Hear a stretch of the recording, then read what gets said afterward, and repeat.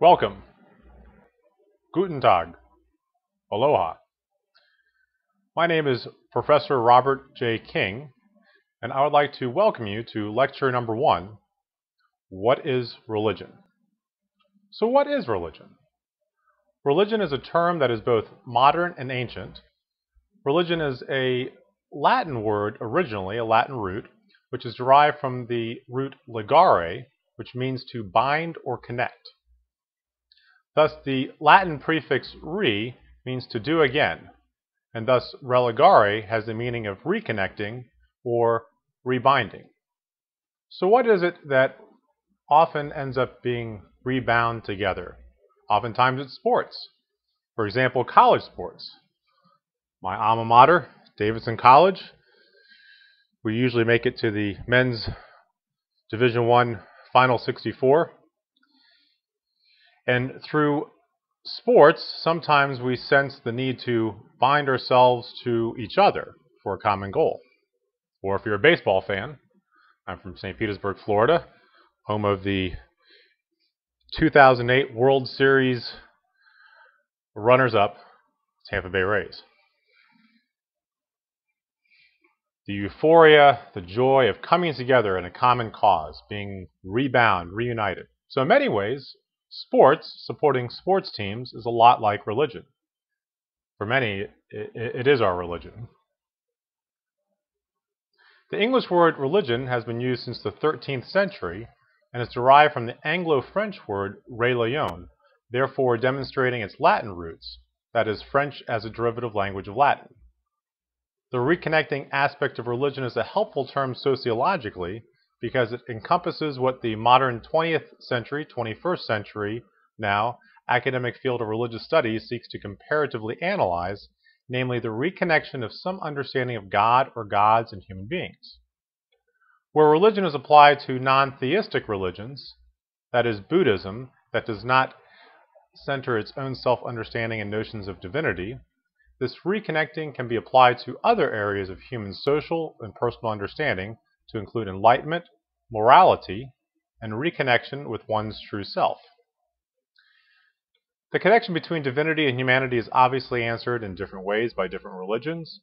For example, in Christian understandings of religion, divinity and humanity are reconnected directly through the figure of Jesus Christ, who is, according to Christians, both human and divine. In Islam, however, divinity and humanity are reconnected to submission to the will of God and adherence to God's commands. In other words, it's a type of moral code or legal code that you bind yourself to. Finally, in native religions, to include Native American and Native Indian Hinduism, various gods and even supernatural forces representing divinity are reconnected with humanity through a variety of ritual practices, adoration, and veneration given to creation. Mostly contrary to this linguistic etymological understanding of religion are several prominent modern theories. First, Sigmund Freud, who lived from 1856 to 1939, reduced religious experience to a childlike projection of fear, fantasy, delusion even, onto the adult thought world. Second, William James, 1842 to 1910, the father of modern religious studies, sought to create a new disciplinary approach which looked at the religious experience as raw sociological data that could be compared, contrasted, and typologized, basically put into categories.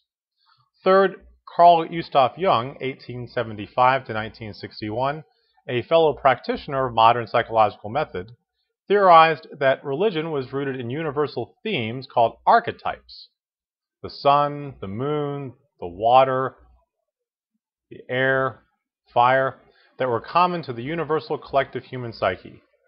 Fourth, Claude Levi-Strauss, 1908 to 2009, sought to describe religious phenomena according to a linguistic philosophical theory called structuralism, in which all reality can be described according to universal linguistic structures that are instantiated within the various human cultures, societies, and religious traditions. Basically, what Claude Levi-Strauss was arguing was that language is very common in its structure. The basic terms we give to father or mother or food, water, that all of these are basic human concerns, so these basic human concerns are then used to describe religion. Finally, in reaction against the worst abuses of modernism, say mental illness as an explanation for religious practices, to include shamanistic trances, Native Americans going off on a vision quest, exorcisms, which were actually quite common throughout all Native religious experience. Michel Foucault, 1926 to 1984, utilizes structuralism in order to unmask the worst abuses of modernity, to include the creation of modern prisons, persecution of the mentally ill, etc. Therefore, although an originally Latin word, religion is a word that encapsulates a wide array, a vast array of human phenomena.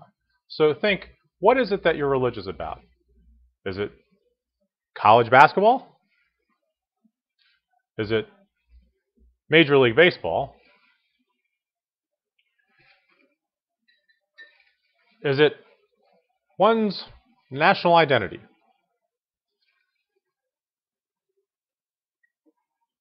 Is it God, gods, goddesses? What is it that binds you to some unseen force, to each other, and to your true self?